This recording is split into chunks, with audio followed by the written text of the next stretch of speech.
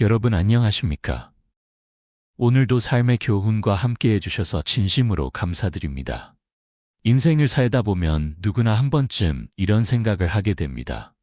나는 평생 열심히 일했는데 왜 노후가 이렇게 불안할까? 한국 사회에서 노년을 맞이하는 것은 결코 쉬운 일이 아닙니다. 통계청의 최근 발표에 따르면 65세 이상 노인 중 약 45%가 빈곤선 이하의 생활을 하고 있다고 합니다. OECD 국가 중 노인 빈곤율 1위라는 불명예스러운 기록이지요. 젊었을 때는 내 손으로 돈을 벌고 자녀를 키우며 가정을 꾸려나가는 것이 당연했습니다. 새벽같이 일어나 밤늦게까지 일하고 자식들 뒷바라지하느라 내 한몸 돌볼 겨를도 없이 살아왔지요. 그런데 막상 은퇴하고 나니 통장 잔고는 생각보다 훨씬 적고 앞으로 20년, 30년을 더 살아야 하는데 과연 이 돈으로 충분할까 하는 걱정이 앞섭니다. 더욱 안타까운 것은 많은 분들이 노후 파산의 위험을 미리 알지 못한다는 것입니다. 60대까지는 괜찮았는데 70대에 접어들면서 갑자기 경제적 어려움에 직면하는 경우가 너무나 많습니다. 왜 이런 일이 발생할까요? 그것은 바로 우리가 오랫동안 무의식 중에 유지해온 잘못된 습관 때문입니다. 오늘 이 시간에는 70세 이전에 반드시 고쳐야 할 노후 파산으로 이어질 수 있는 5가지 습관에 대해 깊이 있게 이야기해 보려 합니다. 이 5가지 습관은 겉으로 보기에는 사소해 보일 수 있지만 시간이 지날수록 우리의 노후 자금을 조금씩 갉아먹으며 결국 큰 위기로 이어질 수 있습니다. 혹시 지금 이 글을 읽고 계신 여러분 중에 나는 아직 젊으니까 괜찮아, 혹은 나는 이미 70세가 넘었는데 지금 와서 무슨 소용이야 라고 생각하시는 분이 계실까요? 절대 그렇지 않습니다. 변화는 언제 시작해도 늦지 않으며 지금 이 순간이 바로 여러분의 노후를 지킬 수 있는 가장 중요한 시작점입니다. 만약 오늘 이야기가 여러분께 조금이라도 도움이 된다면 구독 버튼을 눌러주시고 좋아요와 댓글도 남겨주시기 바랍니다. 여러분의 관심이 더 많은 분들에게 귀중한 정보를 전하는 데 큰 힘이 됩니다. 그럼 지금부터 본격적으로 시작해 보겠습니다. 첫 번째 습관, 성인 자녀에게 무분별하게 돈을 쓰는 것. 한국 부모의 숙명인가 선택인가 여러분, 혹시 이런 말을 들어보신 적 있으신가요? 한국 부모는 자식 뒷바라지 하다가 늙어서 고생한다는 말입니다. 안타깝게도 이것이 현실입니다. 우리 한국 사회에서 부모라는 이름은 때로 너무나 무거운 짐이 되곤 합니다. 자녀가 대학에 입학하면 등록금을 대고 졸업하면 취업 준비 비용을 지원하고 취직하면 결혼 자금을 마련해주고 결혼하면 집 마련을 도와주고 손주가 태어나면 또 육아 지원을 해야 합니다. 심지어 자녀가 30대, 40대가 되어도 경제적으로 독립하지 못하면 계속해서 지원하는 경우가 많지요.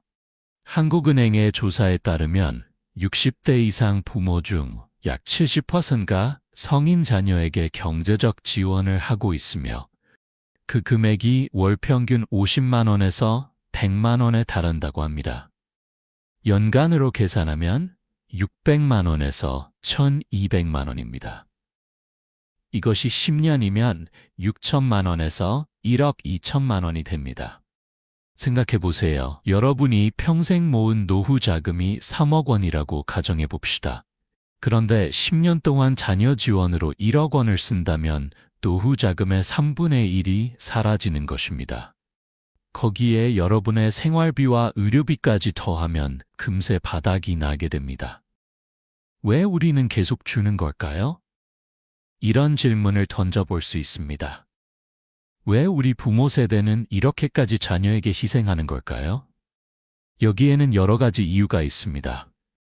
첫째, 전통적인 효 사상의 역전 현상입니다. 옛날에는 자식이 부모를 봉양하는 것이 당연했지만 현대 사회에서는 오히려 부모가 자식을 평생 책임져야 한다는 인식이 강해졌습니다. 둘째, 자녀에 대한 미안함과 죄책감입니다. 내가 더 잘 벌었다면 애들이 이렇게 고생하지 않았을 텐데, 내가 더 좋은 교육을 시켰다면 더 좋은 직장에 다녔을 텐데, 라는 생각이 부모의 마음을 짓누릅니다. 셋째, 체면과 자존심의 문제입니다. 우리 집 자식이 결혼할 때 집도 못 사주고, 다른 집은 다 도와주는데 우리만 안 도와주면 어떡하나라는 생각 때문에 무리해서라도 지원하게 됩니다. 넷째, 노후에 자녀가 돌봐줄 것이라는 기대입니다. 지금 자녀에게 투자하면 나중에 내가 아플 때나 돈이 필요할 때 도움을 받을 수 있을 거라는 막연한 기대감이 있습니다. 현실은 어떨까요? 하지만 안타깝게도 현실은 우리의 기대와 많이 다릅니다. 요즘 젊은 세대도 경제적으로 매우 어렵습니다. 높은 집값, 불안정한 일자리, 늦은 결혼과 출산 등으로 자기 생활도 버거운 상황입니다. 서울대학교 노인복지연구소의 연구에 따르면 부모로부터 경제적 지원을 받은 자녀 중 실제로 부모의 노후를 책임지는 경우는 30%도 되지 않는다고 합니다. 심지어 부모가 경제적으로 어려워졌을 때 도움을 주는 자녀는 더욱 적습니다. 왜 이런 일이 벌어질까요? 자녀들이 불효해서일까요? 그렇지 않습니다. 자녀들도 각자의 삶이 있고 그들 나름대로의 경제적 어려움이 있기 때문입니다. 부모가 30년간 자녀를 지원했다고 해서 자녀가 부모의 30년 노후를 책임질 수 있는 것은 아닙니다. 실제 사례를 통해 살펴봅시다. 서울에 사시는 김모 씨 73세의 이야기입니다. 김 씨는 평생 성실하게 일하며 약 2억 5천만 원의 노후 자금을 모았습니다. 퇴직 당시에는 이 정도면 부부가 검소하게 살면 충분하겠다고 생각했습니다. 그런데 문제는 자녀들이었습니다. 큰아들이 결혼할 때 전세 자금으로 5천만 원을 지원했고 둘째 딸의 결혼 자금과 혼수로 3천만 원을 썼습니다. 몇 년 후 큰아들이 사업을 시작한다며 7천만 원을 빌려갔고 그 돈은 결국 돌아오지 않았습니다. 그 사이 김 씨 부부의 의료비도 점점 늘어났고 물가도 계속 올랐습니다. 지금 김 씨 부부에게 남은 돈은 겨우 3천만 원입니다.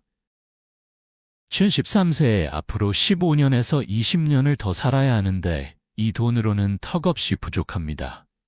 더 안타까운 것은 김 씨가 자녀들에게 경제적 도움을 요청했을 때의 반응이었습니다. 큰아들은 아버지, 저도 애들 학원비 내기도 빠듯해요 라고 했고 딸은 친정아버지 모시는 것도 쉽지 않은데 라며 난색을 표했습니다.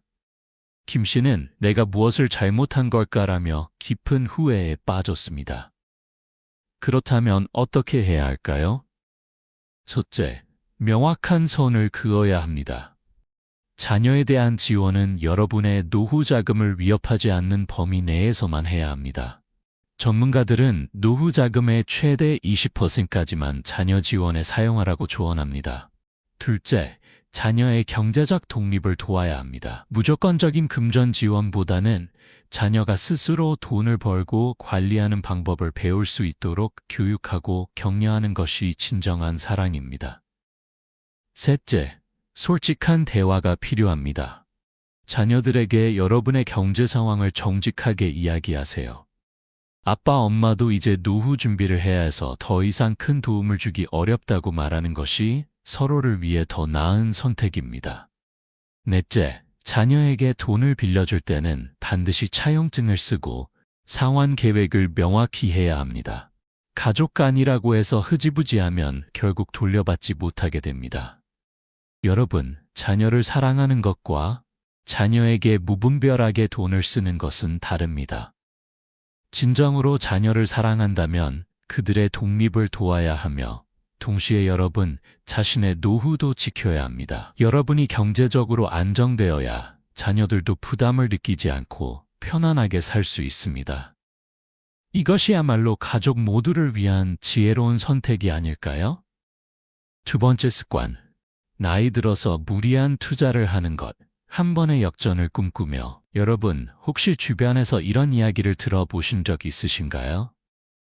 70평생 열심히 살았는데 이 나이에 이것밖에 안 모았네.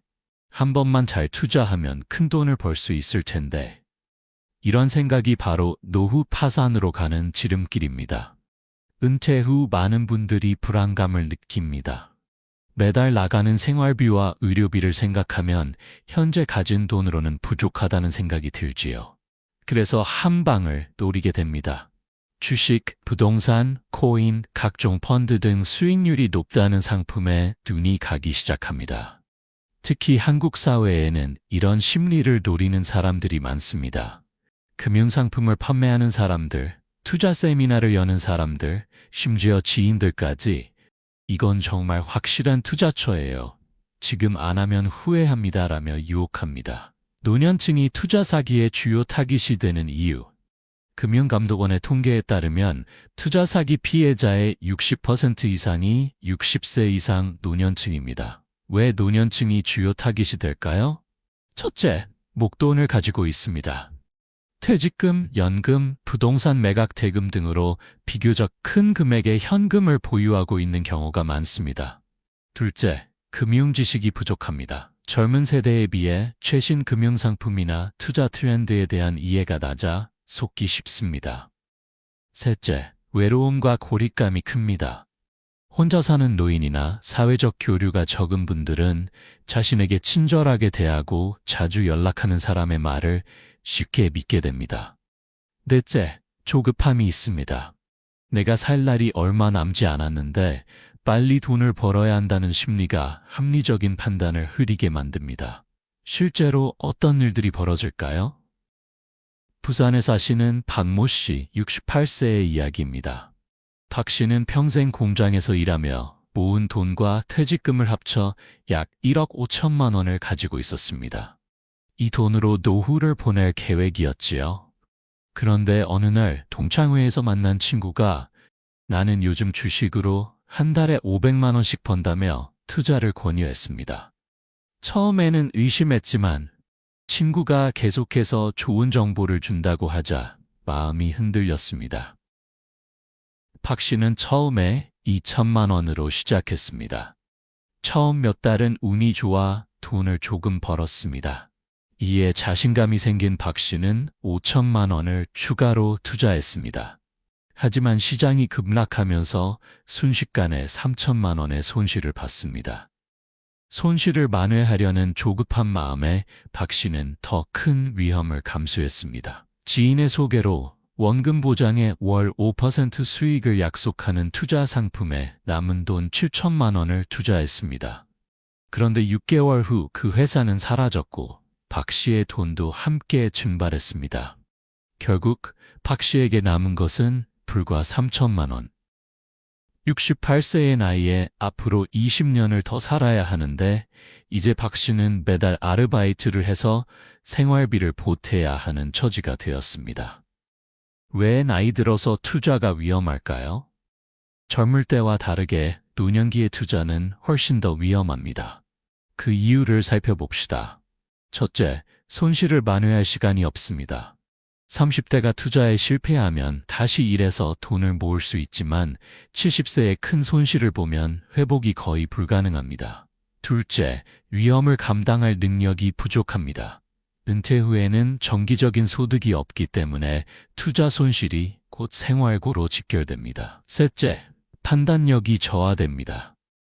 나이가 들수록 새로운 정보를 처리하고 복잡한 결정을 내리는 능력이 떨어지는 것이 자연스러운 현상입니다. 넷째, 사기꾼들이 노린다는 점입니다. 금융사기범들은 노년층의 심리적 약점을 정확히 파악하고 있으며 이를 악용합니다.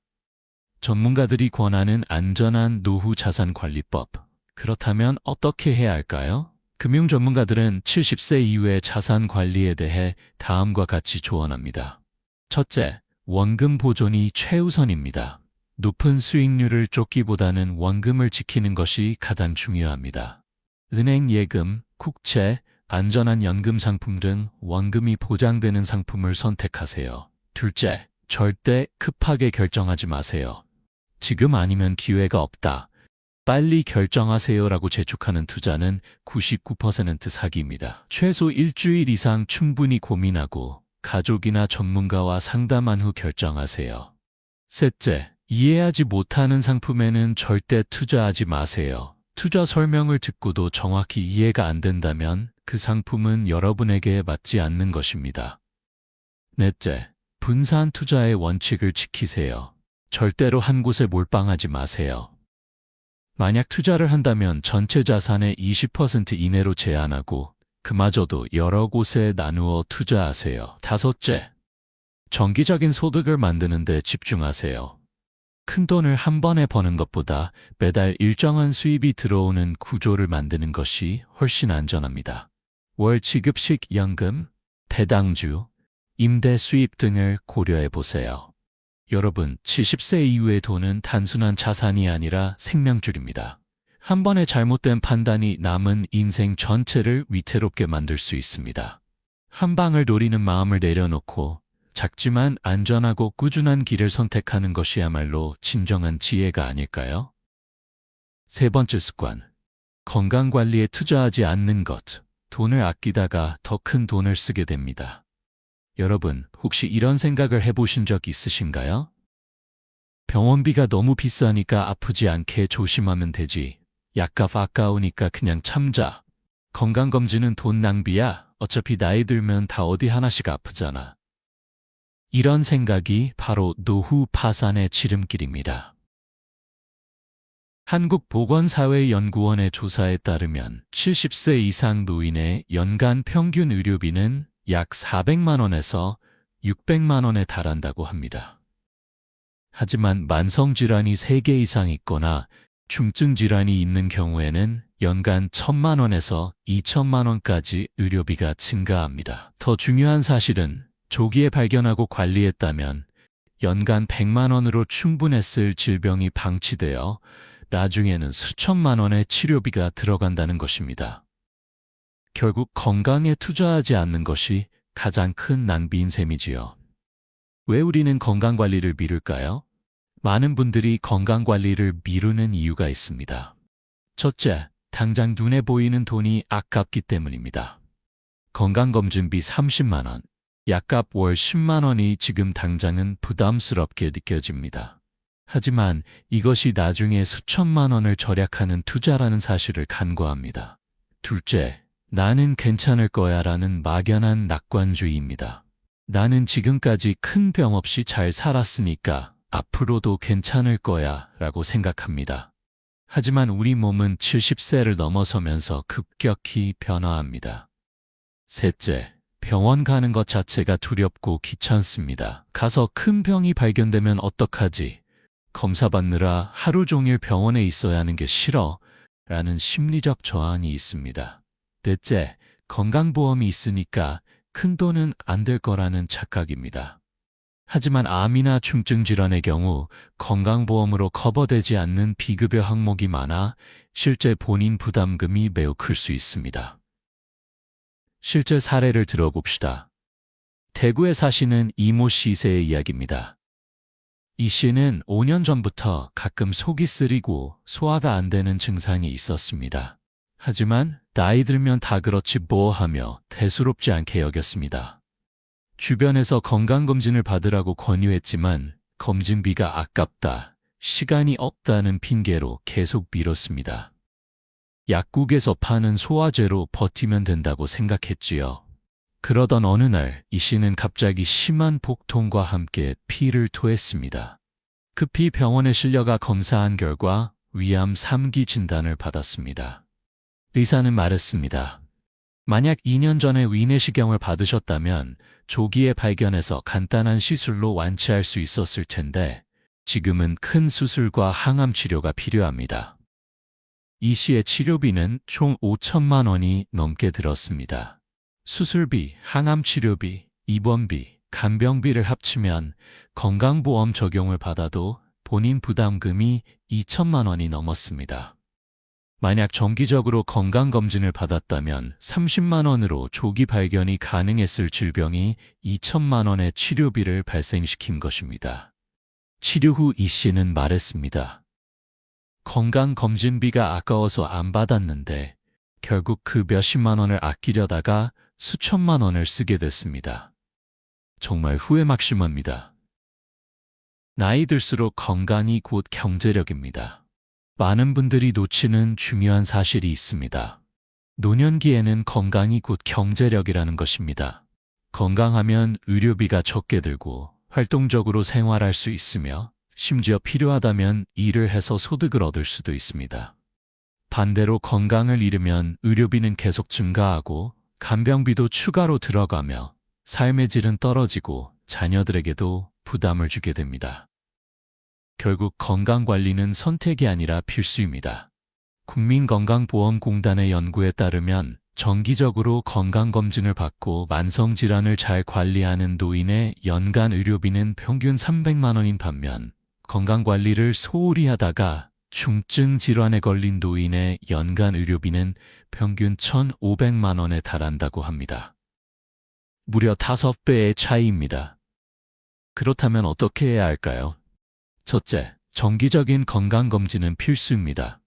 최소한 1년에 한 번은 종합건강검진을 받으세요. 국가에서 제공하는 무료 건강검진도 적극 활용하시기 바랍니다. 조기 발견이 가장 좋은 치료법입니다. 둘째, 만성질환은 반드시 관리하세요. 고혈압, 당뇨병, 고지혈증 등은 증상이 없어도 꾸준히 약을 먹고 정기적으로 검사를 받아야 합니다. 증상이 없으니까 괜찮겠지 하고 방치하면 나중에 뇌졸중이나 심근경색 같은 치명적인 합병증으로 이어집니다. 셋째, 건강보험과 실손보험을 잘 활용하세요. 많은 분들이 본인이 가입한 보험의 혜택을 제대로 모르고 있습니다.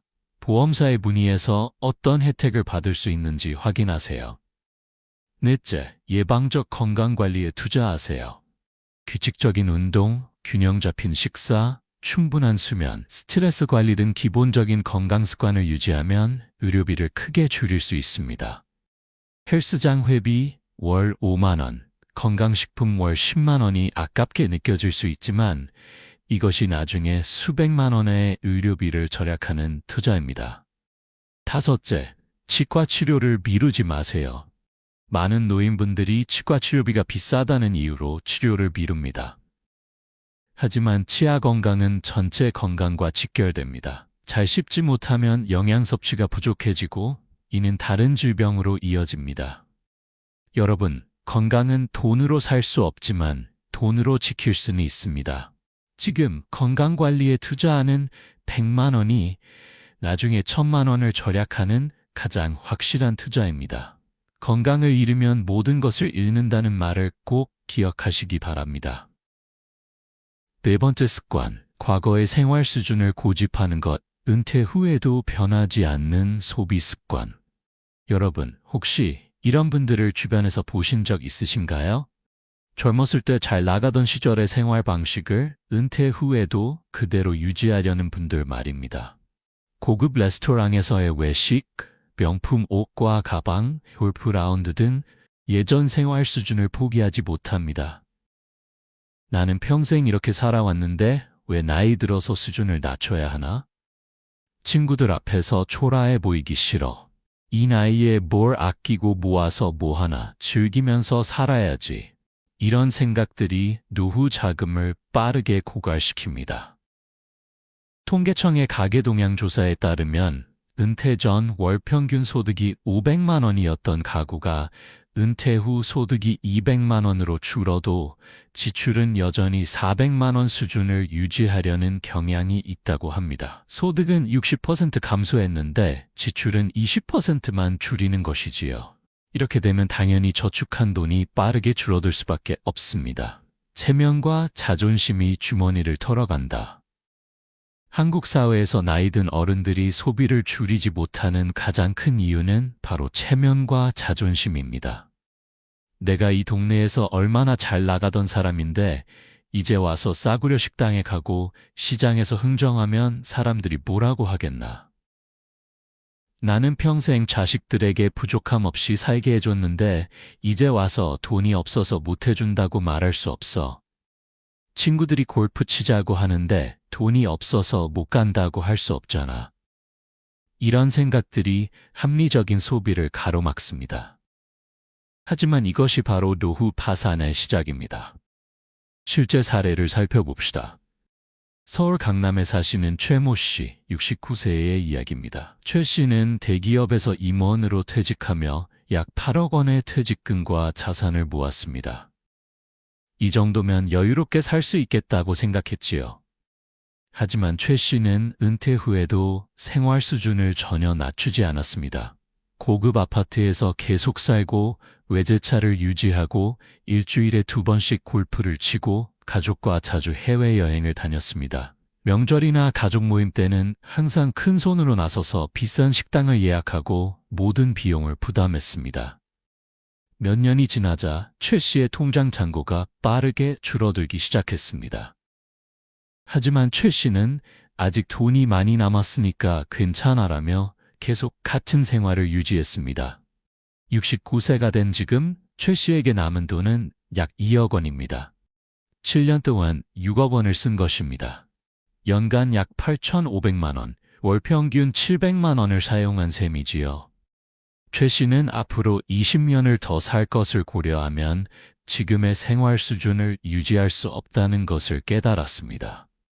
하지만 이미 익숙해진 생활 패턴을 바꾸는 것은 쉽지 않았습니다. 골프를 끊으려니 친구들과의 관계가 소원해질까 걱정되고, 외제차를 작은 차로 바꾸려니 체면이 깎일 것 같고, 해외여행을 포기하려니 삶의 낙이 사라질 것 같았습니다. 결국 최 씨는 집을 줄이고 생활비를 대폭 줄이는 고통스러운 선택을 해야 했습니다. 처음부터 적당한 선에서 생활했더라면 이렇게 되지 않았을 텐데 라며 깊이 후회했습니다. 소득이 줄면 지출도 줄여야 합니다. 이것은 아주 간단한 산수입니다. 소득이 줄었으면 지출도 반드시 줄여야 합니다. 하지만 많은 분들이 이 간단한 원칙을 지키지 못합니다. 재무설계 전문가들은 은퇴 후 생활비를 은퇴 전의 70% 수준으로 조정하라고 권장합니다.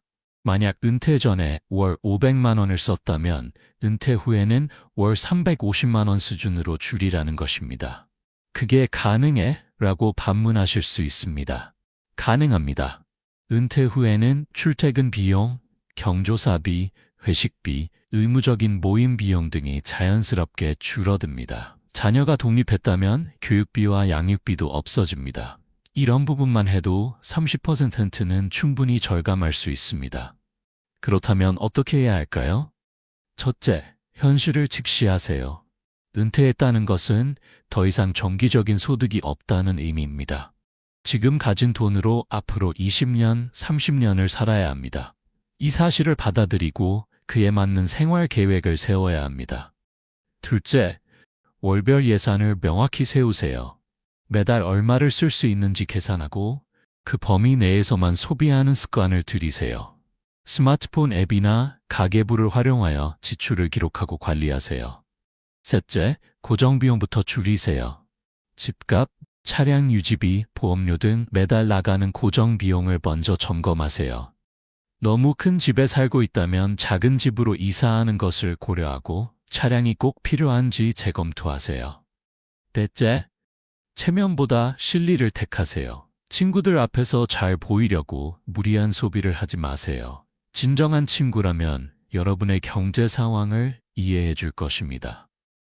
요즘 노후 자금 관리를 위해 절약하고 있다고 솔직하게 말하는 것이 부끄러운 일이 아닙니다. 다섯째, 작은 즐거움을 찾으세요. 비싼 레스토랑 대신 집에서 요리하고 해외여행 대신 국내 여행을 즐기고 골프 대신 등산이나 산책을 하세요. 돈을 덜 쓰면서도 충분히 행복할 수 있습니다. 여러분, 나이 들어서도 품위 있게 사는 것과 과거의 생활 수준을 고집하는 것은 다릅니다. 진정한 품위는 겉모습이 아니라 내면에서 나옵니다. 현명하게 절약하며 사는 것이야말로 진정한 어른의 지혜가 아닐까요? 다섯 번째 습관.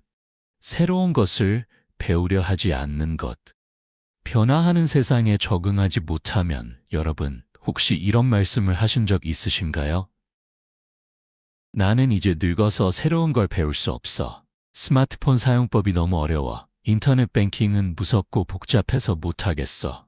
요즘 세상은 너무 빨리 변해서 따라갈 수가 없어. 이런 태도가 바로 노후 파산으로 이어질 수 있다는 사실 알고 계셨나요? 새로운 것을 배우지 않으면 현대 사회에서 점점 더 많은 기회를 놓치고 불필요한 비용을 지불하게 되며 심지어 사기의 표적이 되기도 합니다. 디지털 격차가 만드는 경제적 손실. 한국소비자원의 조사에 따르면 디지털 기기를 잘 활용하는 노인과 그렇지 못한 노인 사이에 연간 약 200만 원에서 300만 원의 경제적 격차가 발생한다고 합니다. 예를 들어 볼까요? 인터넷 뱅킹을 못하는 분은 은행에 직접 가서 업무를 봐야 합니다. 교통비와 시간이 들지요. 반면 인터넷 뱅킹을 하는 분은 집에서 편하게 처리합니다.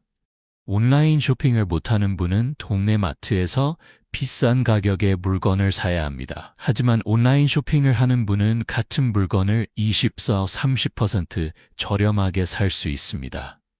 병원 예약 앱을 못 쓰는 분은 새벽부터 병원에 가서 줄을 서야 하지만 앱을 쓰는 분은 편하게 예약하고 대기 시간 없이 진료를 받습니다. 이런 작은 차이들이 모이면 연간 수백만 원의 차이를 만들어냅니다. 사기의 주요 대상이 되는 이유. 더 심각한 문제는 새로운 기술을 모르면 각종 사기의 표적이 되기 쉽다는 것입니다. 보이스피싱, 스미싱, 메신저 피싱 등의 용어를 들어보셨나요? 이런 사기 수법들은 대부분 디지털 기술을 악용합니다. 이런 기술에 익숙하지 않은 노년층이 주요 피해자가 됩니다. 경찰청 통계에 따르면 보이스피싱 피해자의 70% 이상이 60세 이상 노년층이며 평균 피해 금액은 1,500만 원에 달한다고 합니다. 특히 스마트폰이나 인터넷에 익숙하지 않은 분들이 더 쉽게 속는다고 합니다. 실제 사례를 들어봅시다. 인천에 사시는 김모 씨 71세의 이야기입니다. 김 씨는 평생 현금과 통장으로만 거래하며 살아왔고 스마트폰도 전화와 문자만 사용할 줄 알았습니다. 어느 날 김 씨에게 경찰을 사칭하는 전화가 왔습니다. 어머니 명의로 범죄가 저질러졌습니다. 계좌가 범죄에 이용되고 있으니 즉시 돈을 안전한 계좌로 옮겨야 합니다. 김 씨는 당황했습니다. 인터넷으로 확인할 방법도 몰랐고 이런 상황에 대처하는 방법도 몰랐습니다.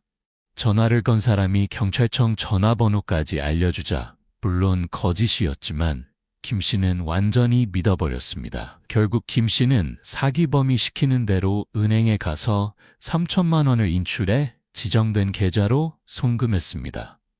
나중에 이것이 사기라는 것을 알았을 때는 이미 늦었습니다. 돈은 돌아오지 않았고 김 씨의 노후 자금은 큰 타격을 입었습니다.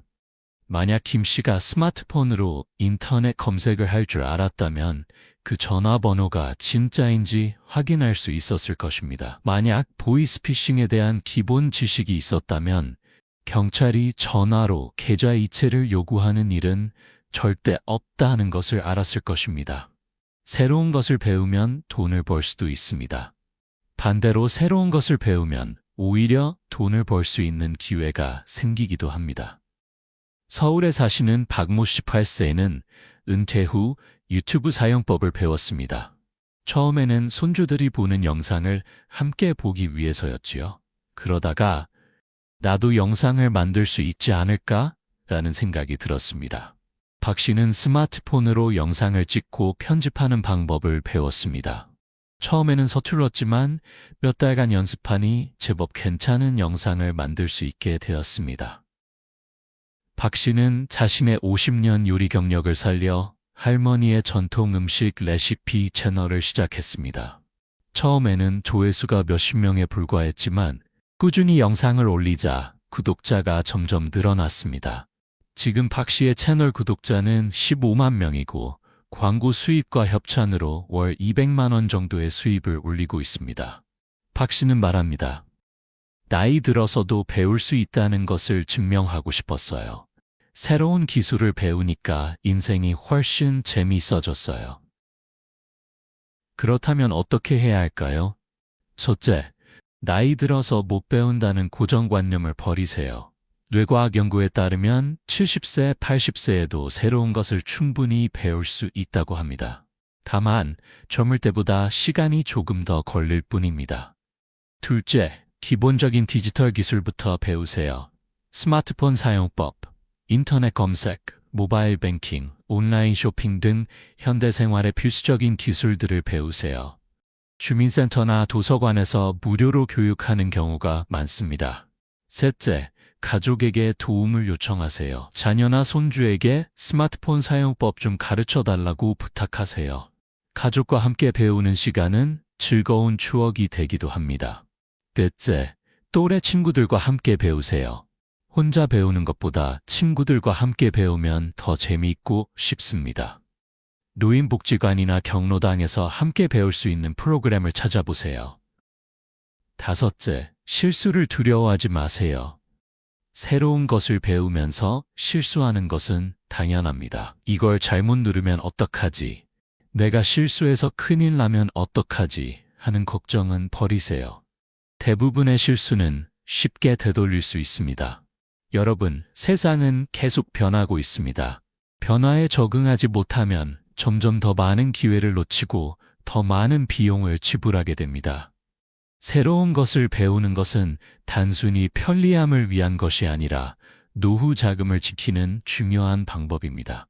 오늘부터라도 작은 것 하나씩 배워보시는 것은 어떨까요? 맺은 말. 지금 바로 시작하세요. 여러분, 지금까지 우리는 70세 이전에 반드시 고쳐야 할 5가지 습관에 대해 이야기했습니다. 성인 자녀에게 무분별하게 돈을 쓰는 것, 나이 들어서 무리한 투자를 하는 것, 건강관리에 투자하지 않는 것, 과거의 생활 수준을 고집하는 것, 그리고 새로운 것을 배우려 하지 않는 것. 이 5가지 습관이 얼마나 위험한지 이제 충분히 이해하셨으리라 믿습니다. 변화는 지금 이 순간부터. 혹시 이런 생각을 하고 계신가요?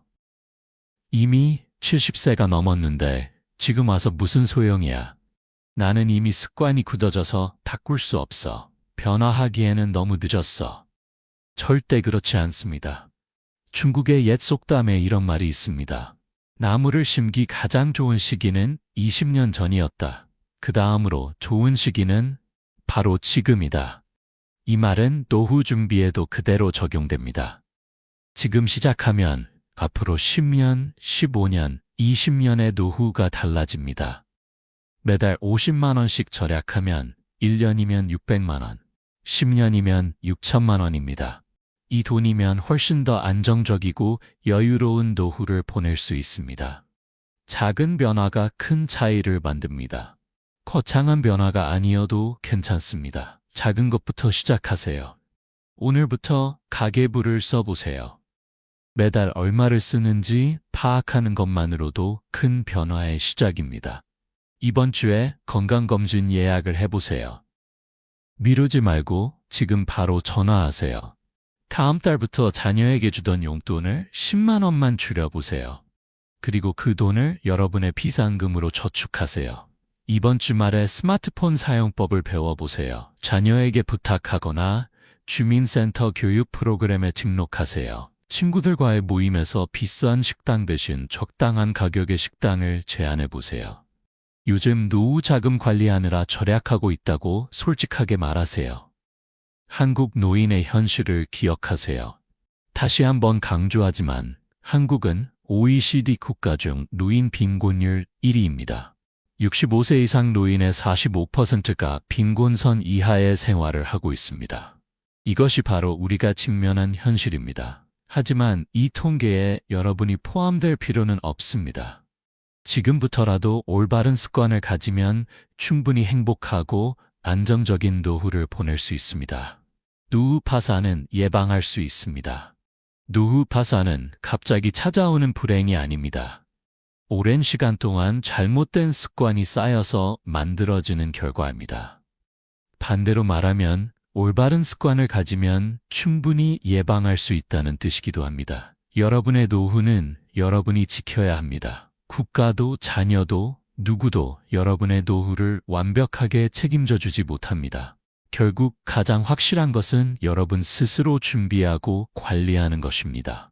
함께 나누고 함께 배웁시다. 오늘 이 영상이 조금이라도 도움이 되셨다면 주변 분들과 함께 나누어 주세요.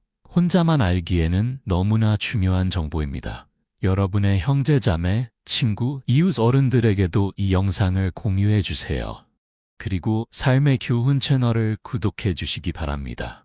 앞으로도 여러분의 건강하고 행복한 노후를 위한 유익한 정보를 계속해서 전해드리겠습니다. 좋아요 버튼도 눌러주시고 댓글로 여러분의 생각과 경험도 나누어 주세요. 나는 이렇게 노후를 준비하고 있어요. 이런 실수를 했는데 여러분은 조심하세요와 같은 여러분의 이야기가 다른 분들에게 큰 도움이 됩니다. 여러분의 노후는 아름다울 수 있습니다. 마지막으로 이 말씀을 드리고 싶습니다. 노후는 불행한 시기가 아닙니다. 오히려 인생에서 가장 평화롭고 지혜로운 시기가 될 수 있습니다. 경제적으로 안정되어 있고 건강하고 사랑하는 가족과 친구들과 함께 시간을 보낼 수 있다면 노년은 인생의 황금기가 될 수 있습니다. 하지만 이 모든 것은 준비 없이 저절로 이루어지지 않습니다. 지금 여러분이 내리는 작은 결정 하나하나가 10년 후, 20년 후의 여러분의 삶을 만듭니다. 그러니 오늘부터, 지금 이 순간부터 올바른 선택을 하세요. 자녀에게 주려던 돈을 조금 줄이고, 무리한 투자를 멈추고, 건강검진을 예약하고, 생활비를 합리적으로 조정하고, 새로운 것을 배우는 용기를 내세요. 여러분의 노후는 여러분의 손으로 지킬 수 있습니다. 그리고 그 시작은 바로 오늘, 지금 이 순간입니다. 건강하고 행복한 노후를 위해 함께 노력합시다. 여러분 모두의 남은 인생이 평화롭고 풍요로우시길 진심으로 기원합니다. 다음 영상에서 다시 뵙겠습니다. 감사합니다.